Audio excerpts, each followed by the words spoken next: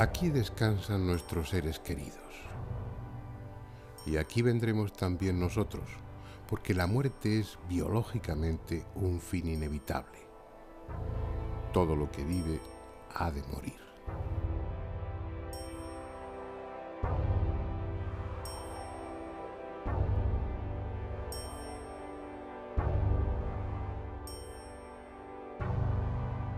Para las demás especies parece no haber problema, lo aceptan como lo que es, un hecho natural, pero los humanos somos distintos, tenemos conciencia, sabemos quiénes somos, pensamos, sentimos.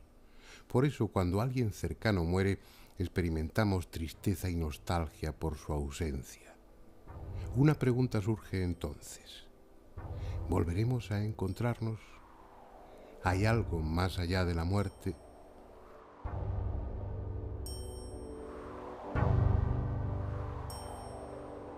Una pregunta que en definitiva nos afecta tanto a nosotros como a los que ya se fueron, porque nosotros iremos después. Por eso el hombre ha sentido desde siempre la llamada de lo trascendente. Por necesidad, para mitigar la angustia, el miedo a dejar de ser, o porque ha tenido experiencias que le han hecho entrever ese otro mundo. Experiencias iguales a las que ahora muchos tienen. Sueños, estados de casi muerte, trances, proyecciones fuera del cuerpo. Sea por una u otra razón, o por ambas, los humanos llevamos milenios intentando comunicarnos con los muertos. No solo para tener una prueba de que después de la muerte se continúa existiendo, sino también para saber cómo es ese otro mundo que presuntamente nos aguarda. No es pues un tema nuevo. Sin embargo, en la historia reciente suele decirse que el espiritismo, la comunicación con los muertos, nació en marzo de 1848 en una casa de Hydesville, en el estado de Nueva York, cuando las hermanas Foss, entonces unas niñas, comenzaron a recibir mensajes mediante raps, golpes secos en los muebles y en las paredes, de un buhonero asesinado en aquella casa años antes. Y aunque los contactos con el otro mundo sean mucho más antiguos, ese hecho puede bien servir de referencia, porque a partir de él, la comunicación con los espíritus se convirtió en una práctica habitual en los salones de América y de Europa.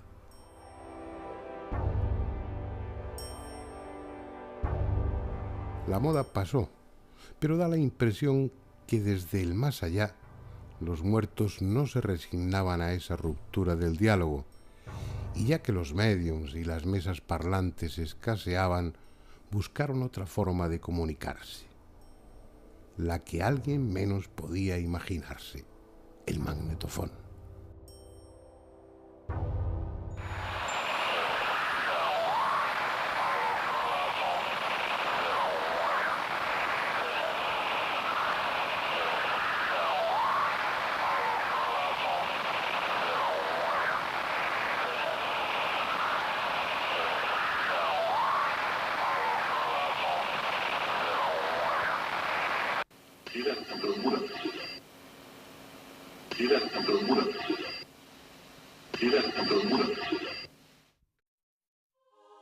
Fue el 12 de junio de 1959. Ese día, Friedrich Jürgenson obtuvo accidentalmente las primeras psicofonías mientras grababa con su magnetofón portátil en un bosque cerca de Estocolmo. No era esa su intención. Trataba simplemente de grabar el canto de determinados pájaros para ambientar sonoramente uno de sus documentales. Fue después, al llegar a casa y al escucharlo grabado, cuando se dio cuenta de que además del canto de los pájaros había otra cosa. Voces, murmullos, prácticamente ininteligibles, e incluso el sonido de un instrumento musical. Pensó que era un defecto del magnetofón o de la cinta, porque cuando había hecho las grabaciones en el bosque no había absolutamente nadie. Sin embargo, en los días siguientes, y a pesar de las precauciones que tomó, nuevas voces aparecieron en la cinta magnetofónica. y una de ellas la reconoció inmediatamente, porque era la de su madre muerta que le decía Freddy, Freddy, mi pequeño Freddy. Se inició así una etapa apasionante, llena de logros espectaculares en un campo de experimentación totalmente nuevo, y también de sinsabores, por la incomprensión y por el rechazo que muchos investigadores mostraron ante algo tan poco científico como que desde el otro mundo los muertos quisieran comunicarse con los vivos. Pero eso era lo que realmente parecía. Aquellas voces no solamente se identificaban como personas fallecidas, sino que también usaban sus voces. Un solo ejemplo. Constantin Raudive, la figura más destacada en este campo, que a su muerte en 1974 dejó grabadas alrededor de 100.000 psicofonías, al preguntar en agosto de 1961 por Andrea, una amiga muerta, obtuvo inmediatamente esta respuesta. Sí, Andrea. Sí, Andrea. Sí, Andrea. Lejanas, apenas audibles, o como si tuvieran que apresurarse por alguna razón, las psicofonías solían y suelen reducirse a palabras sueltas o frases muy cortas.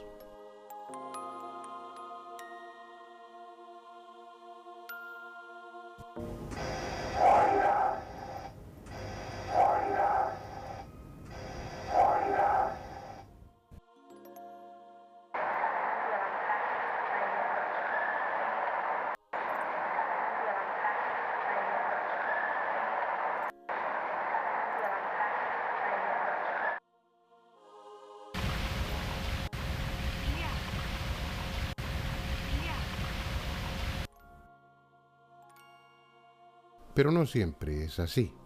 En alguna ocasión, lo grabado psicofónicamente desconcierta por su espectacularidad y belleza, como el coro que ahora escucharemos. Voces armoniosas cantando presuntamente desde el otro mundo, obtenidas por el investigador italiano Marcello Bacci, y que, aunque no tengan necesariamente que ver con lo religioso, recuerdan los cantos litúrgicos.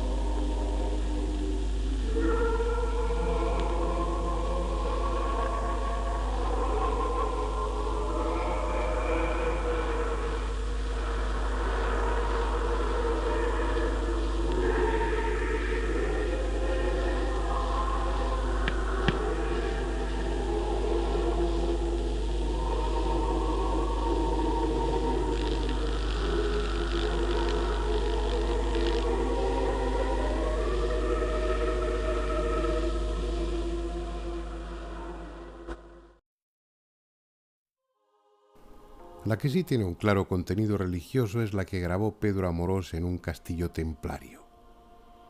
Una voz, que escucharemos 3 veces, como si quisiera desmentir las acusaciones de herejía que se vertieron contra los miembros de la Orden del Temple, dice con voz grave y rápida: In nomine Pater et Filii.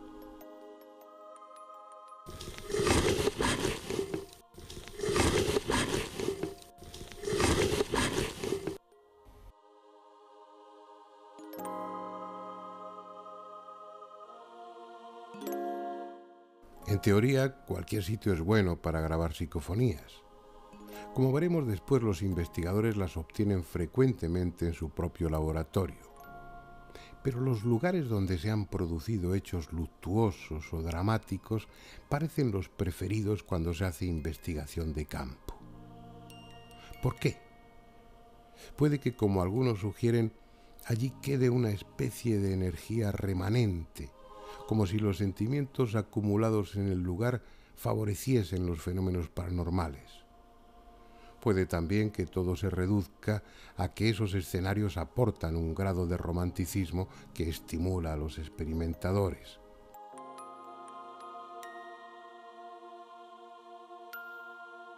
Sea por una u otra razón, los cazadores de psicofonías acuden a lugares como este, en el condado de Treviño, un pueblo llamado Ochate, del que solo queda en pie la torre de su iglesia, desnuda y fantasmal. Un pueblo de trágica historia, asolado por sucesivas epidemias que acabaron con casi todos los habitantes y del que los pocos que quedaron huyeron para no volver jamás. Muchos de los que, atraídos por su siniestra fama, han pasado la noche aquí, hablan de suspiros, de pisadas a su alrededor, incluso de agresiones por manos invisibles, y también han obtenido psicofonías. Oigamos un par de ellas grabadas en el interior de la torre. La primera requiere un oído atento, pero si se fijan distinguirán una lejana voz femenina preguntando qué hace la puerta cerrada.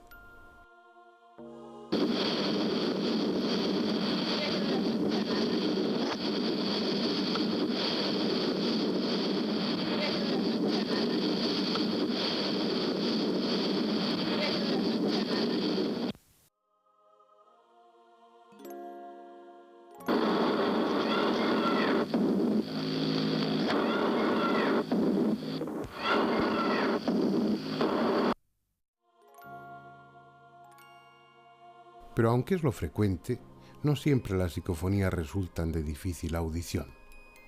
Cambiemos de escenario para escuchar otras tan claras como espeluznantes. Esta es la moderna y activa ciudad de Albacete. Y este es un edificio más, aparentemente.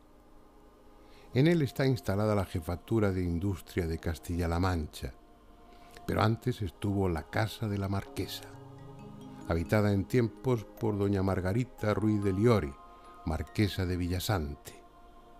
Una mujer singular, en muchos aspectos adelantada a su época, de la que se dice que celebraba reuniones donde se practicaba la magia negra.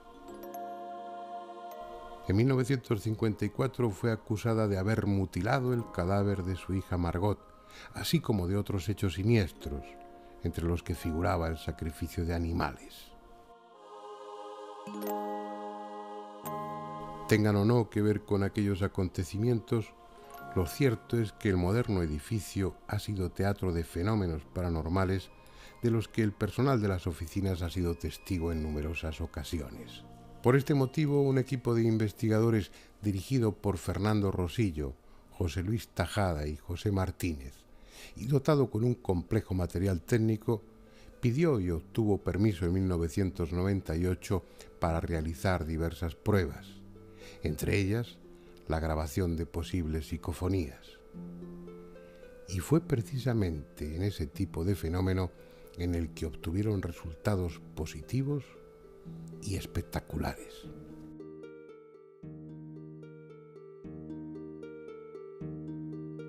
Las psicofonías que se han obtenido, una de ellas, por ejemplo, dice, es una voz de una niña de corta edad que parece indicar o parece decir mamá, frío y miedo.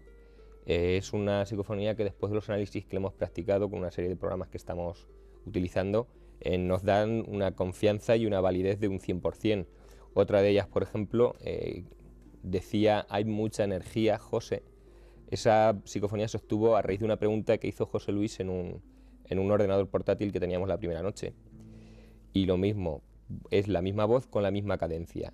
Hay otra psicofonía que dice, soy yo. Esa se obtuvo en la sala de juntas y es curioso porque esa grabación sí que hay una cinta de vídeo, se está viendo cómo se graba todo, no sale nada, se para la grabadora y a continuación es cuando sale la voz. Probablemente esto se deba al campo magnético generado por el cabezal de la cinta, pero eso pues está por demostrar aún, todo esto son hipótesis. Y por último, la otra psicofonía, quizá la más impactante por el contenido, sea la que se grabó la última noche. Es la misma voz con la misma cadencia. Y en este caso lo que decía era simplemente yo soy Dios. Son psicofonías, como estábamos comentando, que sin tener que filtrar, ni limpiar, ni samplear, tienen una claridad y una contundencia para nosotros poco conocida. Y en efecto, resultan perfectamente audibles. Y podría añadirse que escalofriantes, porque se trata de la voz susurrante de una niña que dice cosas como mamá, frío, miedo.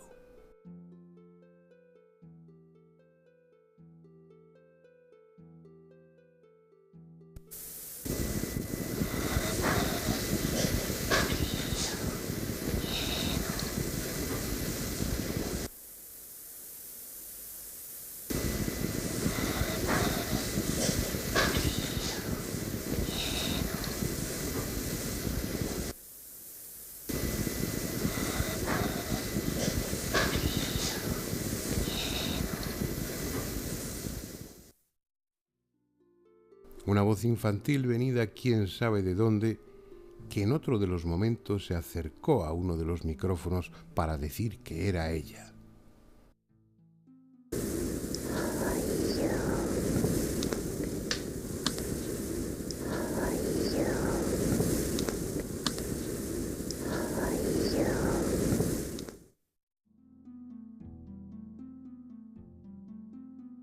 La misma voz que luego diría: yo soy Dios.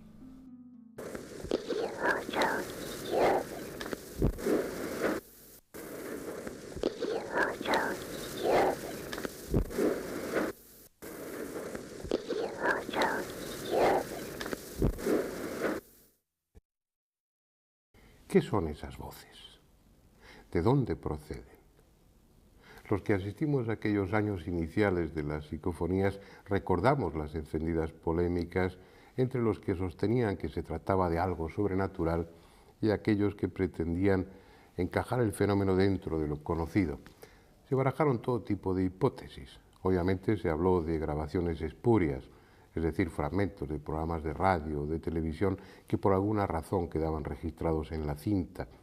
Se dijo también que podía ser un fenómeno de ventriloquía inconsciente o un fenómeno de psicocinesis, es decir, que la propia mente del investigador estuviera alterando la materia, en este caso la cinta magnetofónica, y su inconsciente fuera el que produjese las voces. Pero todas esas hipótesis no resistieron la contundencia de los hechos y quedaron en nada. Si no se trata de las voces de los muertos, como ellas mismas suelen presentarse, habrá que convenir que cuando menos se trata de voces procedentes de un nivel de la realidad diferente a este en el que estamos, de otra dimensión, de otra parte de este mundo que no es accesible a nuestros sentidos. Esa, por el momento, parece ser la única conclusión lógica. Si ante un hecho paranormal, como una parafonía de efectos físicos, o las caras de Belmez, técnicamente llamadas teleplastia, no encontramos la causa, descartado el fraude, no encontramos la causa en el nivel ontológico donde el hecho se produce, como no puede haber efectos sin causa, la causa tiene que estar en otro nivel. En cualquier caso, las psicofonías dan la impresión de ser una ventana que se abre a otro mundo. Una ventana a la que alguien se acerca para susurrar junto al micrófono o que grita desde lejos. Belmez de la Moraleda es un lugar especial. En una de sus casas vienen apareciendo desde 1971 rostros en el cemento del suelo. Figuras de tosca apariencia, impresionantes a veces y otras grotescas, que han despertado todo tipo de especulaciones, pero que en opinión de los que realmente las han estudiado, incluidos muchos investigadores prestigiosos, constituyen un genuino fenómeno paranormal, el más importante quizá en la historia de la parapsicología contemporánea. El por qué se aparecen sigue siendo un misterio, y no pocos las vinculan con lo sobrenatural, aludiendo a que esas casas se levantan sobre un viejo cementerio o al rumor de que en tiempos hubo allí un prostíbulo en el que se produjeron hechos sangrientos. En un lugar así, Aficionados y expertos no podían dejar de intentar obtener psicofonías. Y en efecto, en estos 30 años se han grabado centenares. Vamos a escuchar algunas seleccionadas entre las muchas que Pedro Amorós ha obtenido en sus viajes a la Casa de las Caras. La primera es una voz de mujer que llama a Ángela. Como el resto de las psicofonías, la escucharemos 2 o 3 veces.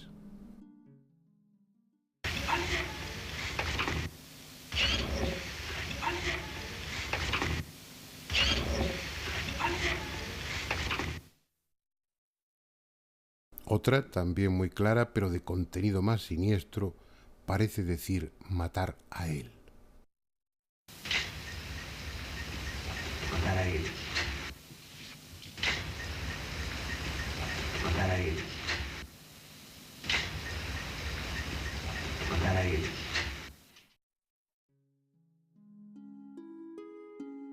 Al preguntar al investigador si había algún tipo de entidades en el lugar, se grabó una psicofonía que respondía afirmativamente diciendo «almas hay».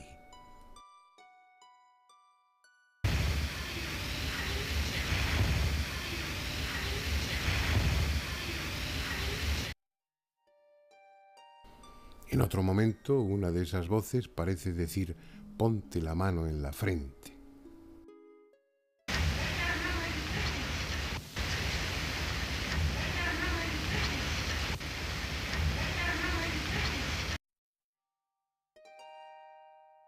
Y por último, una psicofonía que expresa su complicidad con María, puesto que al preguntar esta por qué esas entidades están en su casa, se grabó una voz de mujer que decía, es un abuso. Bueno, el por qué han venido aquí a mi casa.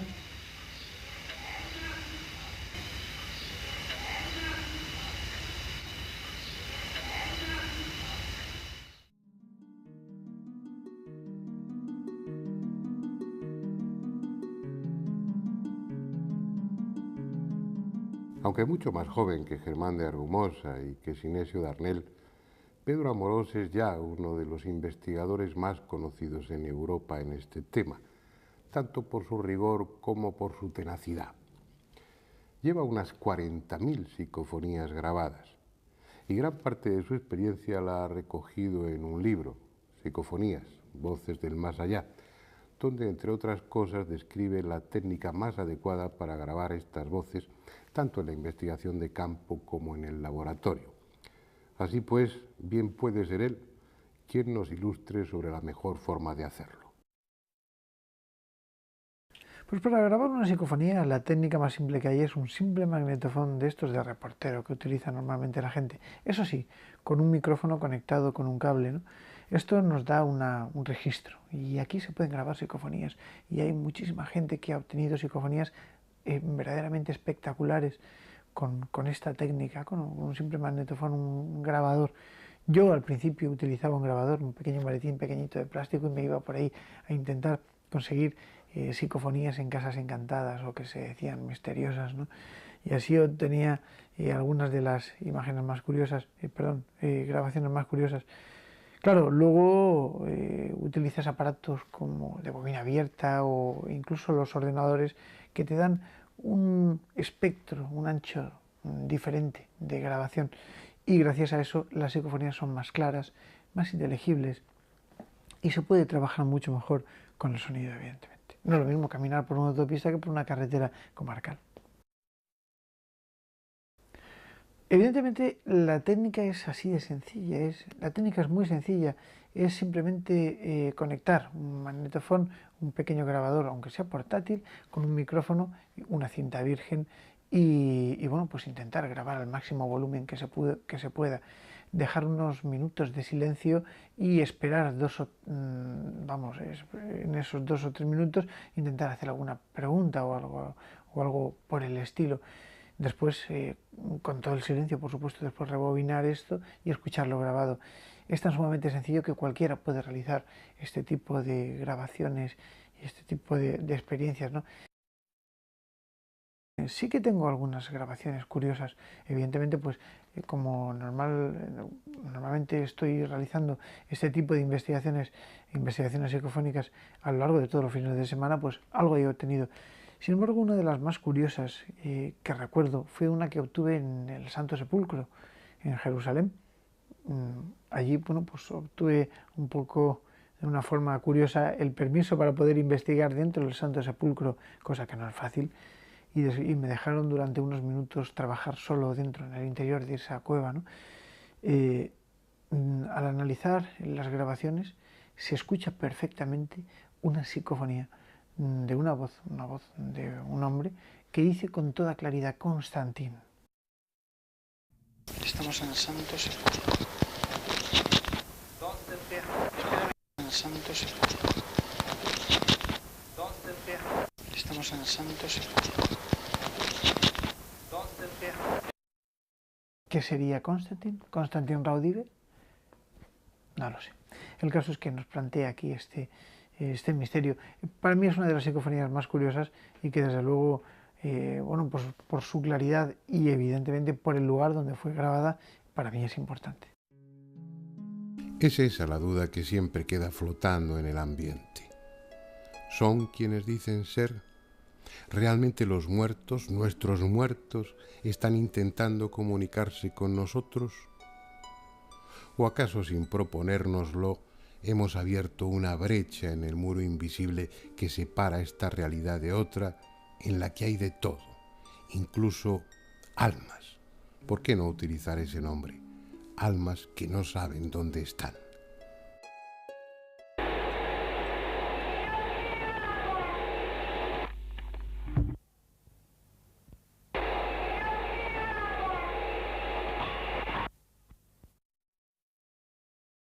O niños perdidos, solos en un mundo de sombras que utilizan este medio para gritar su desconsuelo.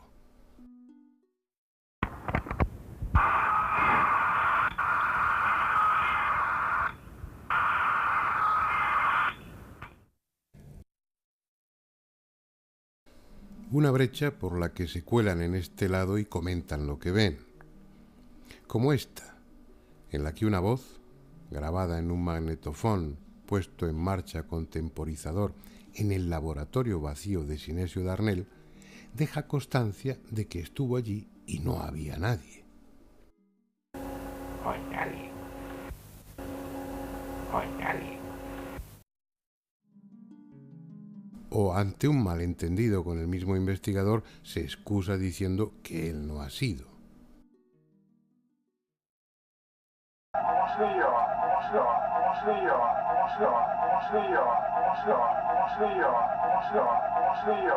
Creo que se entiende perfectamente, ¿no?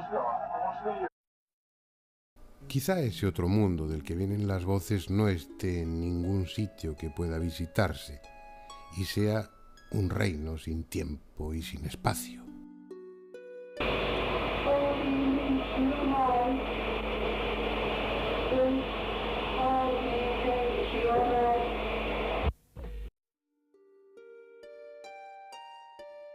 Pero estén o no en otra dimensión, sean muertos o entidades de otra naturaleza, lo que la experiencia de estas últimas décadas viene a decirnos es que ellos quieren comunicarse con nosotros y han encontrado en la electrónica un medio limpio y eficaz para hacerlo, porque por asombroso que resulte, ya no solo dejan oír sus voces, sino que desde 1985 nos permiten ver sus rostros a través del televisor y últimamente de la pantalla del ordenador.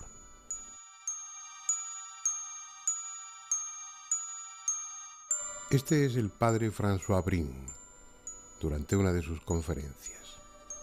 Sacerdote y teólogo, se ha convertido en algo así como un apóstol de la transcomunicación. Entiende que las psicofonías y ahora las psicoimágenes constituyen una fuente de esperanza, un alivio para aquellos que han perdido seres queridos o sienten el temor de que tras la muerte no haya nada. En sus charlas muestra un vídeo donde se recogen muchas de las psicoimágenes de los primeros años obtenidas por Schreiber y el llamado Grupo de Luxemburgo.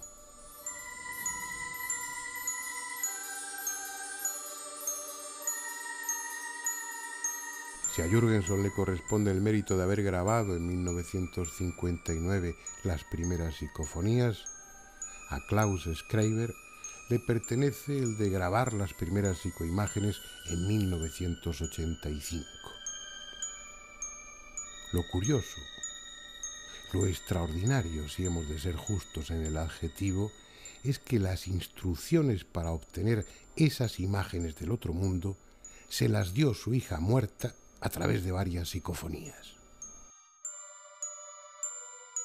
Así pues, y mientras no se demuestre lo contrario, estos rostros pertenecen a los que entendemos como espíritus, personas que están al otro lado de la muerte. Varias de ellas han podido ser identificadas, y en el vídeo que estamos viendo también se muestra la fotografía de algunas tomadas en vida.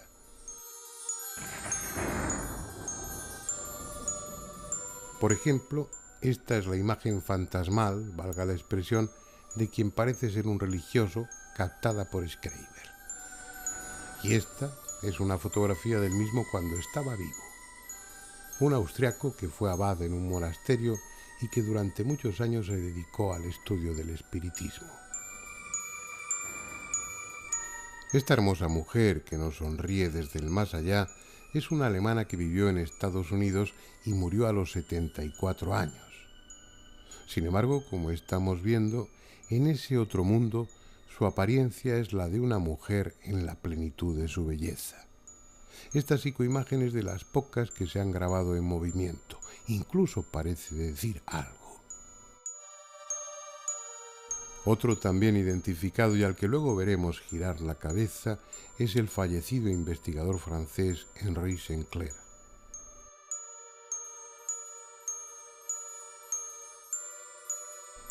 Pero siendo todo ello desconcertante, lo más insólito es que algunas de esas imágenes muestran un mundo similar a este, con objetos, mar, paisajes, animales. Carecemos de otra información que la que ellos nos proporcionan a través de las psicofonías, de la escritura automática y de otros métodos del espiritismo clásico, y es poco o demasiado subjetivo como para sacar conclusiones.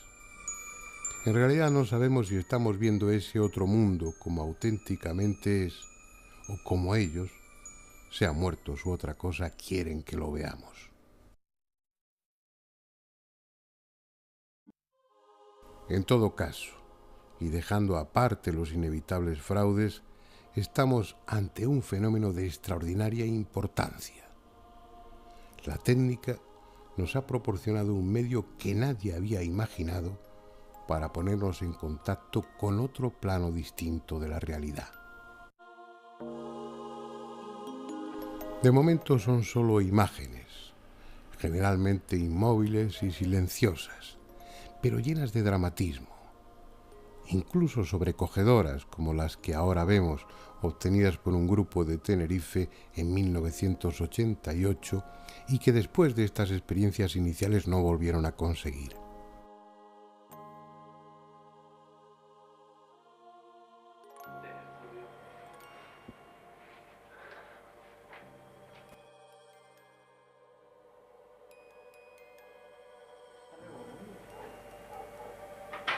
Meto la cinta. Y luego.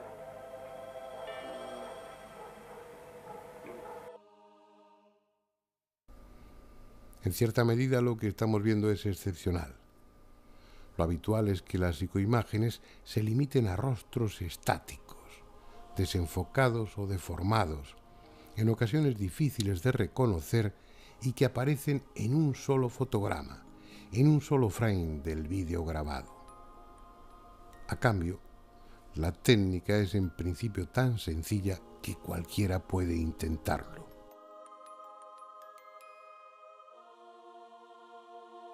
Pues la psicoimagen realmente es muy sencilla de obtener, simplemente hace falta una cámara de vídeo pequeñita conectada a un monitor de televisión y entonces lo único que tenemos que hacer es enfocar el monitor de televisión con la propia cámara.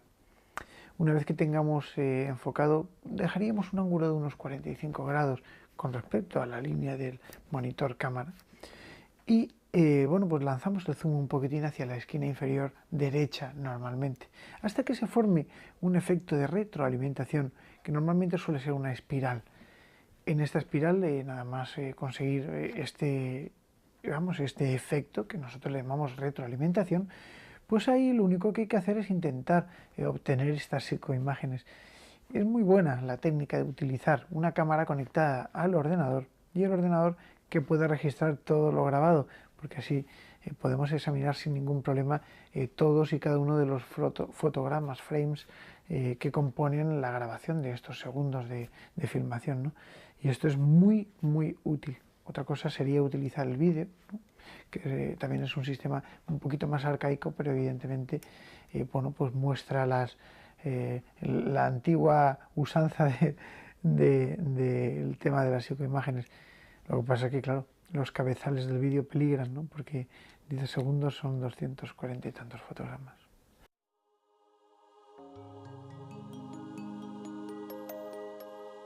Hemos oído sus voces, hemos visto sus rostros. Si son quienes dicen ser, el miedo que desde siempre hemos sentido ante la muerte debiera desvanecerse para dar paso a la certeza de que tras ella continuamos existiendo. Sin embargo, siendo mucho lo que se ha avanzado en este campo, no es suficiente. La mayoría necesita pruebas más sólidas aún, más concluyentes. Y quizá tengan razón. Pero al menos convengamos en que estas experiencias abren una puerta a la esperanza.